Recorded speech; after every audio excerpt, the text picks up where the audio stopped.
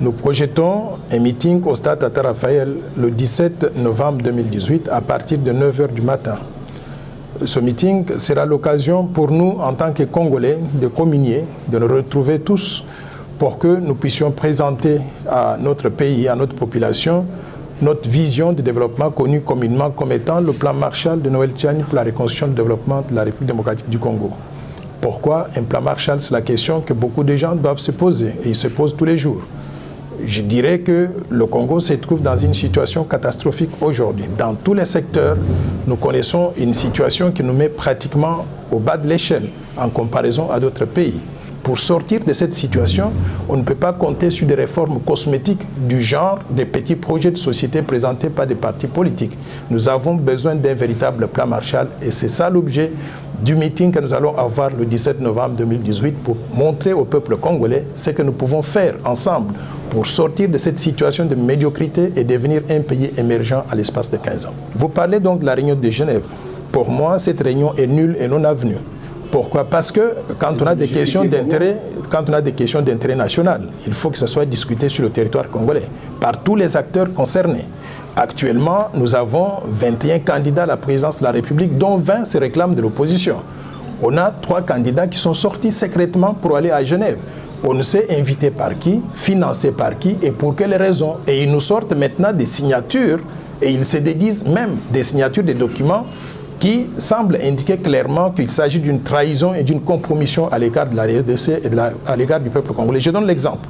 La constitution de la RDC prévoit un mandat de 5 ans pour un président de la République.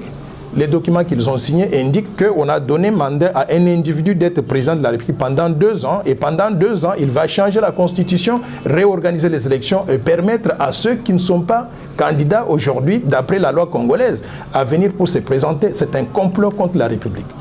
Deuxième chose, on ne connaît pas qui a financé ces assises-là et quels autres contrats ils ont signés, quels accords ils ont signés. Et troisième chose, je trouve très grave lorsque quelqu'un signe un document, il s'engage à pouvoir prendre la retraite au cas où il viole cet accord et il viole l'accord un jour après. Qu'ils prennent tous la retraite parce qu'ils ont trahi la République et nous pensons que ce n'est pas comme ça que nous devons dégager des dirigeants qui vont mener le peuple congolais à l'issue de ces élections dans l'intérêt donc du pays et de tout le monde. Vous avez affirmé quelque chose, je voudrais d'abord répondre à cela. Vous dites l'inexpérience. Non, j'ai 38 années d'expérience professionnelle solide dans des environnements très propres. Pas dans la gestion de J'arrive. J'ai 38 années d'expérience professionnelle solide en travaillant comme banquier commercial, banquier d'investissement, mais banquier de développement. Et je voudrais vous dire le travail d'un banquier de développement. Pendant 28 années, j'ai travaillé à la Banque mondiale, je gère des programmes, je conçois des programmes pour les pays en développement et je mets ces programmes en œuvre avec la participation des gouvernements. Je maintiens des relations à un niveau très élevé, des chefs de l'État, des premiers ministres, de tous les gouvernements, de toutes les institutions. Je voudrais pour preuve vous donner l'exemple de ma vision de développement pour la République démocratique du Congo. Elle est préfacée par un ancien président africain très respecté, M. Abdou Diouf, ancien président du Sénégal.